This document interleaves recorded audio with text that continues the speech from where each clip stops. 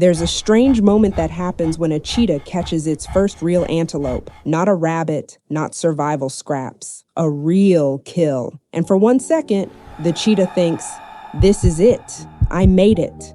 But then the wind shifts. The hyenas start circling. And the hunger comes back tomorrow. Because one meal doesn't make the jungle safe. And honestly, that's exactly how money feels. People think, when I hit $100,000, I'll finally feel secure. When I hit 300,000, I'll finally relax. But then you get there, and your life still feels weirdly normal. You still wake up early, still deal with stress, still pay bills, still check your account like a raccoon digging through a trash can at 2 a.m. And that's when the dangerous thought starts creeping into your mind. If this doesn't feel rich, what actually does? See, most animals in the jungle never build momentum. They survive day to day, eat, run, hide, repeat. That's how most people live too. Every dollar they make disappears right back into survival. But the cheetah learns something different. The first rabbit, that's survival. The first antelope, that's leverage. Now let me explain. When your investment account is small, almost all the progress comes from you,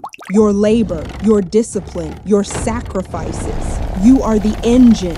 That's the brutal stage. That's the bringing lunch from home while your friends order Uber Eats stage. That's the water is my appetizer tonight stage. At 10,000 invested, nothing feels impressive. At 50,000, you breathe a little easier. At 100,000, now the account starts twitching. But around 300,000, the jungle changes because for the first time, your money starts hunting with you. Imagine a cheetah that used to chase every meal alone. Now suddenly, the terrain helps, the wind helps, the herd panics easier. That's compounding. At first it looks boring. A few thousand here, a few thousand there, nothing cinematic, no fireworks, no billionaire yacht shaped like a dragon, just quiet growth happening in the background. And this is where most people ruin everything, because right when the machine finally starts working, they interrupt it. Humans are hilarious. The second they finally build momentum, they immediately start pretending to be rich. New car, bigger apartment, luxury vacations, random subscriptions they forgot about 3 months later. The jungle does not care about your Mercedes lease. A cheetah that catches one antelope does not suddenly start wearing diamond collars. It keeps hunting because momentum is fragile in the beginning. That's the part nobody understands. Compounding isn't powerful because it grows.